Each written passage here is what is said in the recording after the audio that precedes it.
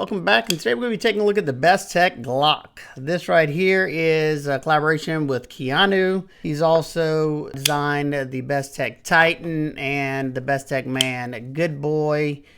Two pretty cool designs. Definitely has a design language about him. He likes those reinforced tips. And let's get into the Bestech Glok.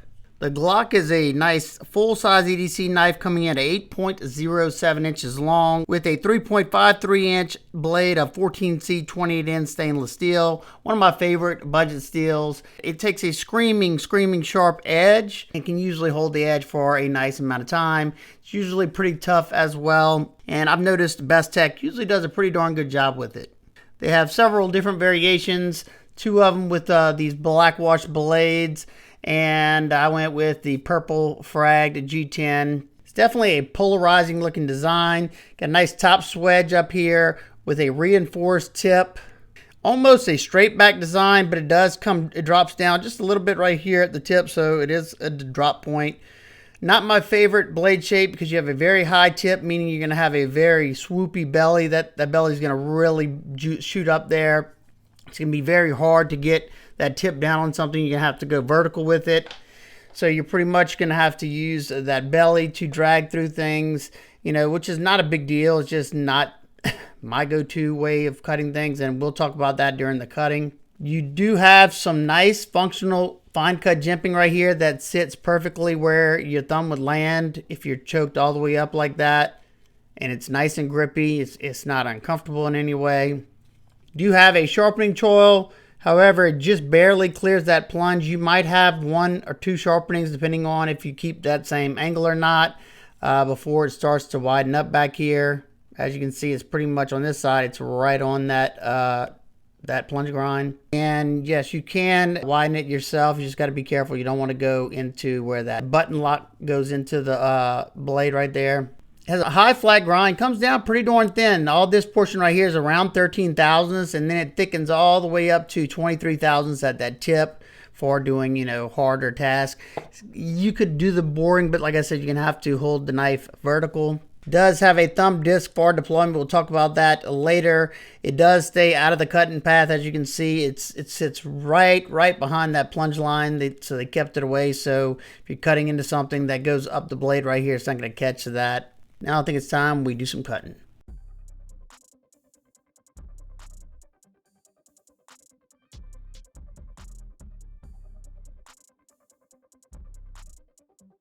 Came pretty darn sharp out of box. Felt like it had good bite to it.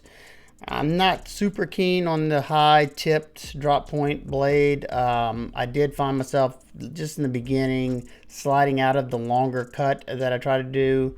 But I just made an adjustment for it and did more of a push cut than a slicing cut.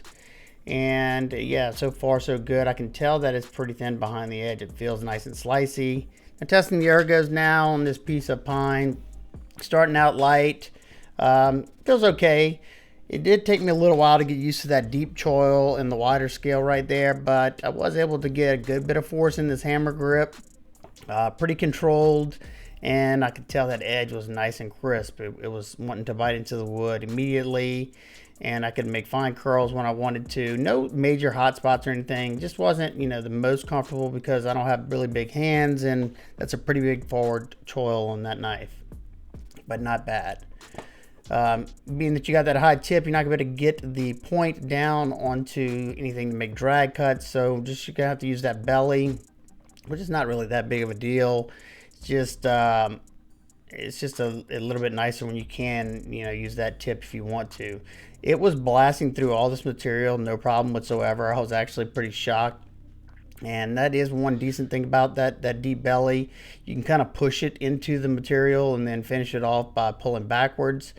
Only time I see an issue, and you can see it a few times here, is being that belly goes up so abrupt whenever you're cutting through something. It doesn't want to finish the cut because it's not, whenever you're pulling backwards, it's passing the last piece. And I saw it a lot during this sisal rope cutting. So I tried to get more of that tip. It's just uncomfortable to do that way. It feels much more natural cutting with that belly. Now it was performing really nicely. It was popping the rope rather easily. I'm in my garage again because my wife's not feeling good. She just had a little surgery yesterday. So I'm doing my best to get the videos out for y'all while taking care of the house and my wife. So y'all just got to bear with me. But yeah, I think I made 65 cuts, and I could have done more. I just ran out of rope, and there goes my dog, like always. Yeah, I'm just not a huge fan of this type of blade shape. You know, if I was hunting or I needed to make really controlled light cuts, this would be the blade I'd go for. But that deep belly just doesn't perform the way I'd like it to. I'd much rather a lower drop point. It's much better for a lot of things. Now, not saying this is a bad blade in any way, just not my go-to blade of choice. The pinch grip, another thing I noticed, pinch grip is okay, but that thumb disc was getting in the way of my hand. I just had to kind of make an adjustment for it. I'm just not, that's another thing, I'm not a huge fan of thumb disc. We'll talk about that later. Well, I think for the most part, it did really well. That edge held up really nicely. And one thing I've noticed from most companies, after you sharpen this knife up, the edge retention is going to increase even more. And this one held up really nice. It sliced well, and it still feels nice and sharp. All right, let's talk about the deployment and the action of the knife. So it does use a thumb disc for deployment. It looks nice on the top. We've got a nice little milled pattern on the top of the thumb disc. Mine's magenta color, I guess you could call it.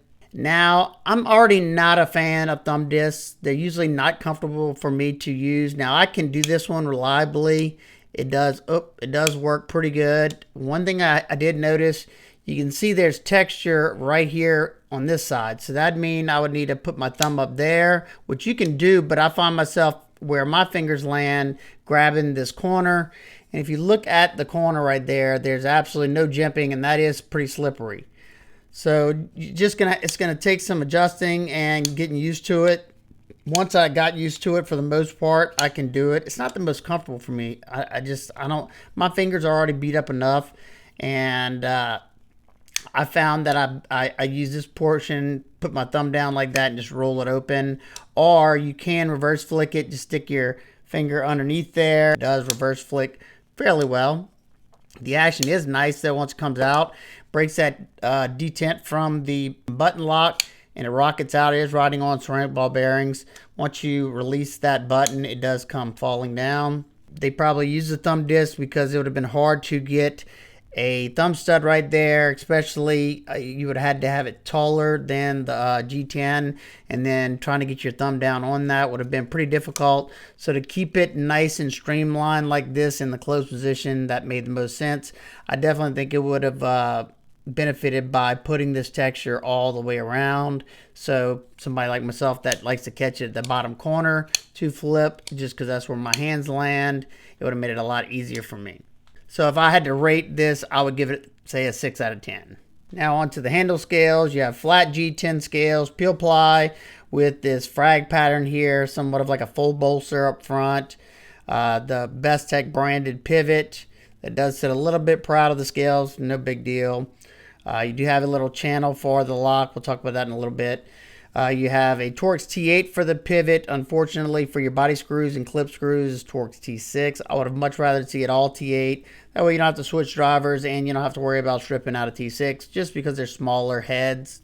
Does come with a deep carry pocket clip that sits past the actual end of the scale, so it sits deep. However, it's not tipped for lefties, unfortunately. You have a flow-through construction. You have two standoffs in the back right here, and your stop pin. Inset stainless steel liners, hopefully you can see in there. Heavy skeletonization on the top and bottom. One thing Bestech is excellent at is balancing knives. So as you can see, it's perfectly balanced, which makes it feel a lot lighter than it actually is in hand. It's easier to maneuver. They did a really good job with the weight. It's 3.576 ounces. That's excellent, especially for such a broad blade. Check the lockup. Lockup on mine is rock solid. I have no movement whatsoever. Tight button lock action. Like I said, you have a reset spot so you don't accidentally disengage that button while it's open. We'll do some light spine wax. Yeah, I did some more outside. It's been pretty darn solid. You can see it in there. It's a nice engagement. Size comparisons with the Bestech Good Boy and the Bestech Titan. It's about the same exact length as the Good Boy. Next, Ontario Rat 1 and 2. Another great size reference. The Civivi Conspirator is about the same exact overall length. Then you have the Civivi Chevalier, a little bit smaller. All right, now for my nitpicks and complaints. I would have loved to see the sharpening choil a little bit bigger. Give you some sharpening life back here. I would have loved to see the jimping stuff all the way around the thumb disc. I'm not really a big fan of thumb disc anyway, but this one's a little bit slippery on the corner. This is just for my lefties. It's only a right hand tip up only, unfortunately, there for them. And other than that, you know, is it built well? Yes. The steel held up really nicely. The action's good. My lock is very solid. And overall, it's a good knife. It's not something that I would normally go for because of this. I don't really go for the deep belly knives. But if that's something you are interested in, I think these go for 68 bucks. I think it's worth that. It's a well-made knife. Bestech usually does a great job with a lot of things. You know, it's not just the knife. They go into the smaller details, like I said, balancing. I haven't found too many Bestech knives that aren't perfectly balanced. That's something that they've always been great at. And that just shows you that they've been making knives for a really long time. You know, the action's good. The lockup on this one's good. I haven't had any issues with their button locks. I did talk to somebody that had an issue with their button lock on their Bestech Good Boy. Mine's been solid. I'll keep testing it. I will let y'all know if that changes.